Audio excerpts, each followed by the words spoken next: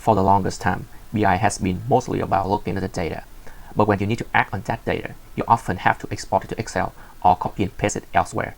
So there is a gap in there, and we are here to close it. We are solving this problem with actions. Now, dashboard builders can create custom actions that business teams can take right from their reports. Hi everyone. Today, I'm excited to show you how to define actions in Holistics. Let's say I'm working in the support team of Holistics, and I have a report showing the total tickets that I have and how long they haven't been followed up. So by looking at this report, you will notice there are some tickets which have been open for a very long time. And as a support manager, the job is to figure it out, the root cause, and find a solution for it. So what you want to do in this situation are, you open the ticket to see what has been going on. You acknowledge and follow up with the requester by sending them email quickly. And who knows, this ticket got stuck because the support agent doesn't really understand this use case that well, so they might want to search for similar tickets on Zendesk to see how other support agents solve this problem.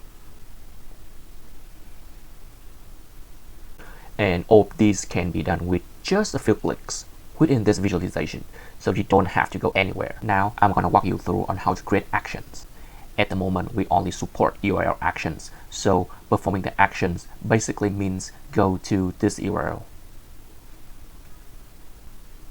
And importantly, with Holistics, you will be able to construct the URL for your action dynamically based on the value of the column. So how can this be done? Let me show you. First, you might want to add the action to go to this ticket to view more details. So you click on subject, add action, and I do notice that I have a field to define the URL to go to the Zendesk ticket right here. So I just go ahead and use that. Name this open Zendesk ticket. I click save. And yes, I have the first action. And for those who don't understand this formula, just hang in there with me. I will explain it in a later example. Okay. So next, what if I want to search similar ticket for this subject? Click on action again, add actions. And I do notice that the URL for searching the similar Zendesk ticket hasn't been defined anywhere yet. So I will choose the custom URL. And a simple function like this will do the work. Okay, so let's explain this a bit.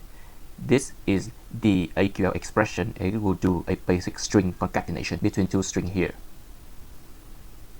So this function will construct the URL to do the Zendesk search for the specific subject here. Okay, so I will name this search for similar ticket.